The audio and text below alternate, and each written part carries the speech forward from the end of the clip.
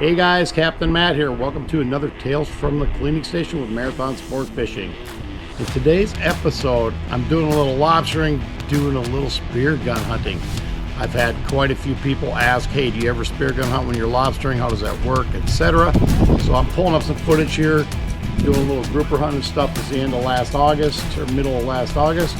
As I'm filming this, the water temperature's starting to warm back up down here in Marathon now.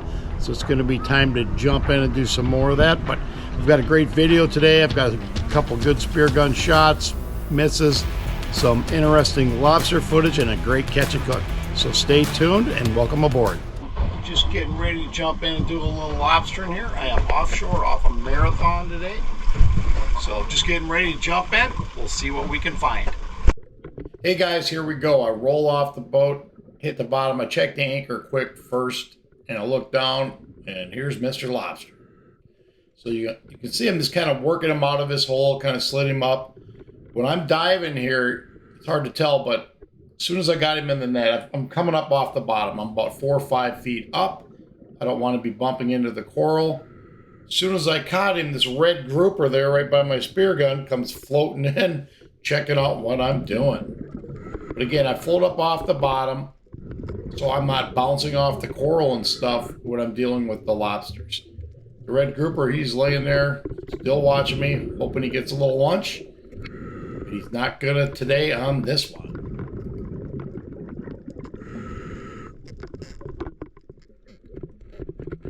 Okay, so I'm cruising along here, getting my lobster in the bag, grab my toys, and here comes a big school of mangrove snappers. These are really big boys. You get a nice shot here, swing and miss.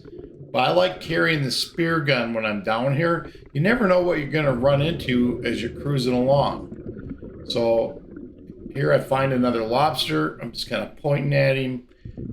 There's another one on this side, so I got 2 of them in this spot. I'm kind of checking them out. I set my spear gun down in the sand where I'm trying not to bump into the coral. Got a couple dead pieces here. I'm just looking at, you can see the antennas poking out right there. A lot of times that's all I'm looking for are the antennas on the fish like that.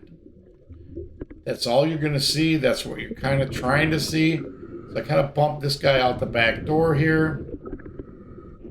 If you notice, I do not have my net here. I just have the tickle stick. This is my second dive. When I rolled off the boat, I let go of my net for a second. It must have had some air in the handle. It floated away. I spent 10 minutes trying to find that thing. So now I'm kind of going medieval style here. I grabbed that lobster, barehanded. So I had to get him out of there, get him in the flat where he's in the sand. Grabbed him barehanded. He was big enough. I stuck him in the bag, and I'm working on the second one that is in the hole as well.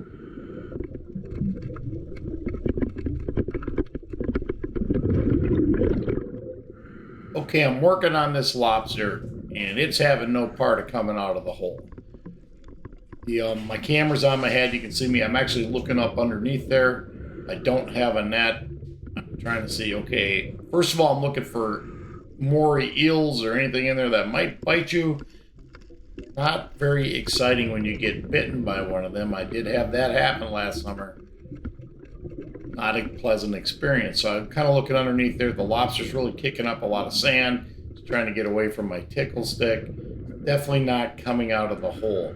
Typically when you run into that situation, it's a female lobster and she is not coming out of there. So I just decided to grab my toys, keep moving, looking for a couple other ones. Okay, as I'm looking for more lobster, I look and see this big red grouper up here on my right. Trying to camouflage himself. I'm trying not to push in. As soon as they spin around, they start getting nervous. I figured I better take a quick shot. Made a beautiful shot on the fish. All your spear guns, for those of you asking questions on them, what happens when you shoot the fish? That gun's balanced. So when you shoot the fish, the spear's going to stay down and the gun's going to float straight up like that did. I like to let the gun shoot all the way up, grab the spear, that way the line is out of your way. So as I'm holding this fish and getting ready to, brain him and put him in the bag, I'm constantly scanning my surroundings looking for other lobsters, any other fish, anything else around that you might want to go after for your next target, so to speak. As I'm dealing with the fish, I do see a lobster right next to us, so it's always good to be aware of your surroundings. You might shoot the fish, or a shark or something might come in when it feels the fish, vibrating underwater. You got to pay attention when you're spear gunning. Okay, so I'm going after the lobster I spotted while I was dealing with the red grouper. I'm going to kind of bump him out. I looked down underneath there. I could see there was basically a back door where he'd come out. I'm going to bump him out the back door. He's crawling up out the back of the coral. If I had a net with me, this would have been real easy just to put behind him and catch him. But when you get in this kind of terrain or structure, very difficult. He was having no part of getting hand caught. The puffer fish, well, he's in there minding his own business. The nurse shark didn't want anything to do with the program as well. Hey guys, we had a pretty good dive there. You saw me catching a lot of them by hand. When I went to load my spear gun, I let go of my net. It must have had some air in the handle of the net, and it must have floated up. I was looking for it for about 10 minutes. So we went medieval, we went the hand method, catching a few lobsters. Shot about a 24-inch red grouper. Very nice fish. So all in all, it was a great day. Okay, so here we go on another dive. As you see, I'm cruising along here, spot a lobster. I actually have my net this time. That's kind of nice. But this lobster's kind of unusual. She's kind of just was just tucked on the edge there. I flip her out quick. I look. You can see it's a female. She's got eggs. So I'm just kind of being real ginger with the lobster. If you notice, I don't have a glove on my right hand. I had friends out in the boat with me, and when everybody was cleaning the boat, they put the gloves in my swordfish basket, and they ended up in the shop. So luckily, I had one on the boat. So first set of dives, I lose the net. This is the next day out. I've got one glove, so I'm lobstering with a handicap. So this guy was in the net, out of the net. Lobsters are pretty quick when you get them going like that. This one's does not want anything to do with coming back out of there. It buried back up in there, which tells me it was probably a female with eggs. So I'm cruising along. Here's a couple more. When you're diving and you're down 20 to 30 feet, scuba gear gives you an advantage where you can get down and really look up underneath these coral heads. Now, as I'm going along, I want to take my time. The first lobster there I tried to poke, shot back up in there, probably a female with eggs, was not coming out, was not having it. This one, I'm just kind of, you can see I'm just kind of trying to get the tickle stick in behind him. Just taking my time initially. It's a tickle stick, it's not a billy club. So if you take your time with the lobster, I got the stick right behind the lobster. I'm just kind of gently giving him, coaxing him out of the hole. As soon as they get into the net, I pull the net out. This one again is another female.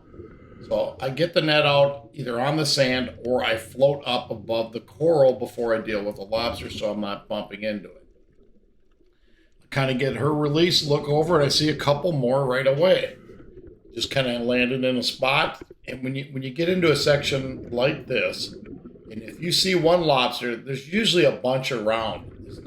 It's kind of more unusual to see one versus having 3 or 4 in a given area, or even more than that. Sometimes you'll look underneath a coral head like that, and there might be 20 of them under there. You just never know, but you want to be very observant of your surroundings. Again, I'm looking at him, seeing where he's at, gently, prodding the lobster, trying to get him out. I'm not smacking him with a stick. If you take your time, and when you're on scuba gear, you've got a little extra time to do this. So I'm gently coaxing him out of the hole. He's going to come out the back of the coral. You got to kind of be looking for the back door. This one does not want to go to marathon. I'm trying to be real careful. It's interesting how it spun around there. Doing a 360 all the way around the coral head and back in. Okay, after a lot of effort, I'm still chasing this guy around. I know he's going to flip out this back hole here. Comes out the side one. I do catch him here. So you're going to see me grab the lobster here. Granted, I've got one glove on. You can grab them by the tail, hold them the way I'm holding right there, and hold on to them without getting cut up. Otherwise, when they flip that tail down, they got spikes and stuff on the side, they're going to cut you. You have to be real careful if you've got one glove on or no gloves. I don't recommend it. This guy was just a little short, so I let him go. Okay, so I'm cruising along a little bit farther, probably 15, 20 feet. I see another one. Notice I whip my spear gun out into the open sand there on the bottom so I don't have to set it down on the coral. Coaxing this guy out. I got the net on the other side. As soon as he's in the net, I shoot out over the top of the sand. If there was no sand available, I would have increased my buoyancy and went up about 5 feet to be up off the coral. So I got this guy in the net. Looks like definitely a big enough lobster. You can tell just by how I'm holding them.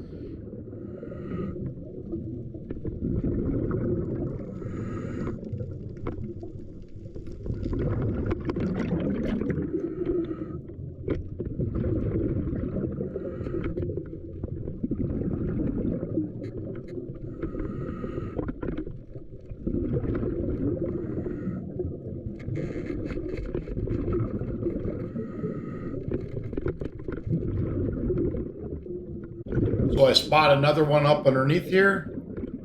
It's kind of in a weird area. There's a lot of coral around it. I got a stand patch I'm laying the spear gun down in. And if you guys are just starting out doing this, I would highly recommend not bringing the spear gun and all the lobster equipment at the same time.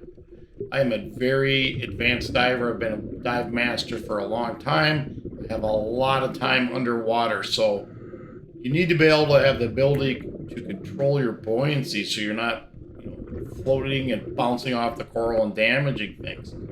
Okay, so when I was coming after this lobster, I kind of planned the direction I was going to try to get her out so I could get her up without smashing into the coral and stuff. Get the lobster out. Look, it's a female. I'm going to drop her right back in the same hole. And you can tell I'm holding the lobster very ginger when I do this. Just let her back into her same hole. Okay, so I've seen a little bit of an antenna poking out right there underneath that ledge. Lay the gun down on the sand here. Getting prepared to try to tickle him out. So again, you want to be real easy with that tickle stick, but this guy takes off. So my spear gun's laying back there. Keep that in mind. You don't want to lose your position. Sometimes these things will go, I've had them go 30, 40 feet. So you want to just, if you've got your spear gun with you, you want to be careful. Kind of got him down over the top of a little soft coral there. Trying to get him up. Okay, got him pulled up off the coral bed here. I'm going to measure him up. But I can already tell that this is a legal sized lobster. After you do this quite a bit, once you grab a hold of them from the side, you can usually tell without measuring them if they're legal. See, he's a good 1/4 inch plus, but I always like to measure him just to verify. But there's definitely times when you can grab him and you know he's big enough, and you can just put him in the bag. Away you go. But this is my last lobster for the day, so I had a great day hunting them, even though I was handicapped with one glove.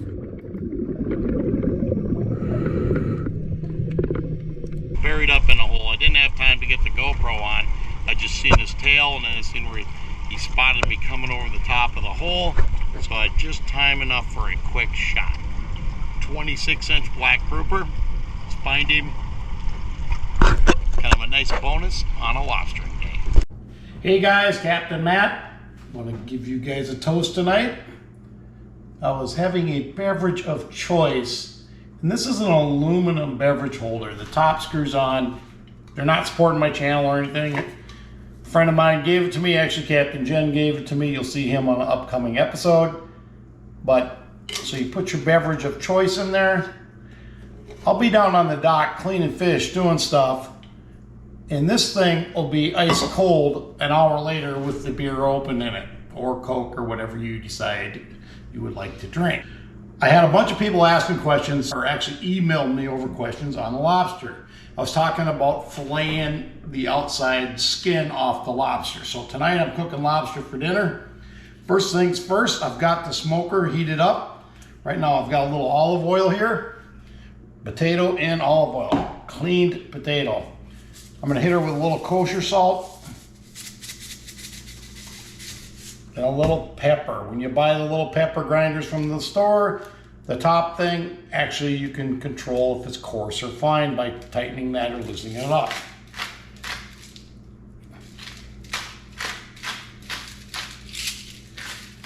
So my baked potato, olive oil, kosher salt and pepper on there. Gonna spin it around there, get it evenly coated on it. I'm gonna go hit the grill with that in a couple of minutes. I'm gonna prep the lobster tail right now. So when you freeze lobsters, I've got 100 people I know that lobster, and I swear everybody does it different. Here's how I do it. Looks like a baked potato, aluminum foil, pretty simple. I've done it a few different ways. I'm unwrapping this, just you're seeing it as I'm seeing it. This was a frozen lobster. I want to get this rolled up out of the way here. That goes in the sink. So there's your frozen tail. I just simply roll it up, wrap the tail around it, roll it in the aluminum foil. There's no freezer burn or nothing on the lobster. A little bit of lobster blood. So this lobster in particular was a male. He doesn't have the little flippers here. So here's how I prepare a lobster. Even if I'm cooking it in the shell or not, same thing goes each time. So you take your lobster, you want a heavier knife. Keep your hands out of the way, put pressure on it, come down through the lobster tail. I've split the tail, you can see right down the middle. So I take the tail, flip it open. To crack one more vertebrae here, there we go. Flip the lobster tail open. You can actually pull the meat right out, it should come right out. When I clean my lobsters, I put them in a pail of ice water first. If you don't do that, they don't come out of there that easy. This just falls right out. So kind of in a nutshell, what I'm looking at here, here's the tail, here's how it came out, this is the front end. You see this little membrane around the tail. Well, as the lobster's growing, that membrane is going to get thicker and thicker. The lobster will actually back out of the shell and that membrane becomes a new shell. It's kind of chewy, we'll just say that. So if you fillet it off, the lobster tail kind of has two halves here, and it's got a little, kind of like a side piece of meat that rolls down on each side. So literally, I use a small knife, or a fillet knife is probably the best. You fillet it right off like that. Okay, so there you go. There's none of that exoskeleton on there. Lay the lobster back in the shell. Trim a little bit off up here. A little blood from freezing or something. So just lay it back in its shell. The second half's always a little trickier. Being right-handed, I like to fillet that direction. Again, just take your time, cut it off, get that out of there. Again, that little piece right there left over.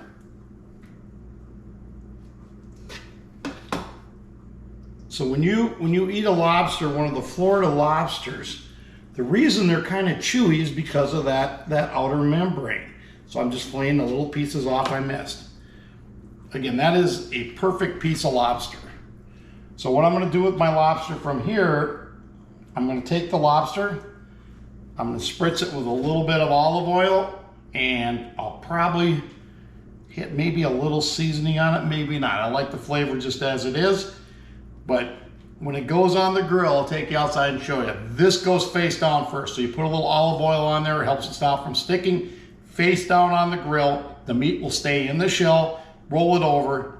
Hey guys, here we go. So I'm ready to head downstairs and take the lobster, put it on. Like I said, it's just got a little bit of olive oil on it, and I did put a little pinch of kosher salt on it. That's how she's going on the grill.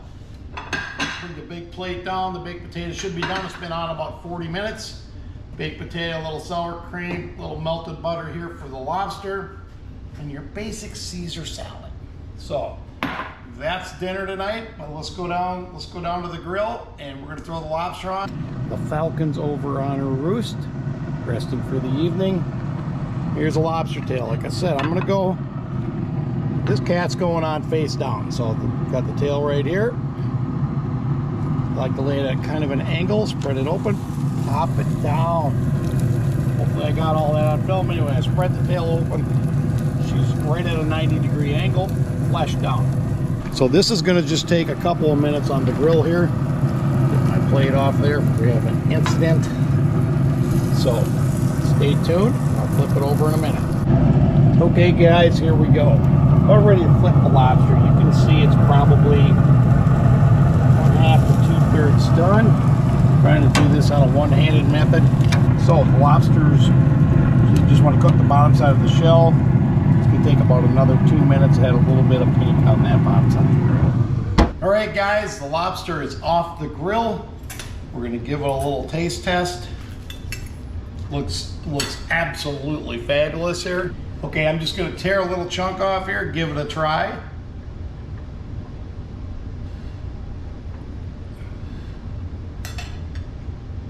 Yeah, the lobster's absolutely excellent. Just a little butter, a little kosher salt on it. Like I said, a little olive oil coating. Absolutely fantastic. Again, if you haven't hit the subscribe button, please do. And smash that like button. I know you get sick of all of us saying that, but YouTube likes it when you hit the like button. So I appreciate you tuning in to today's episode.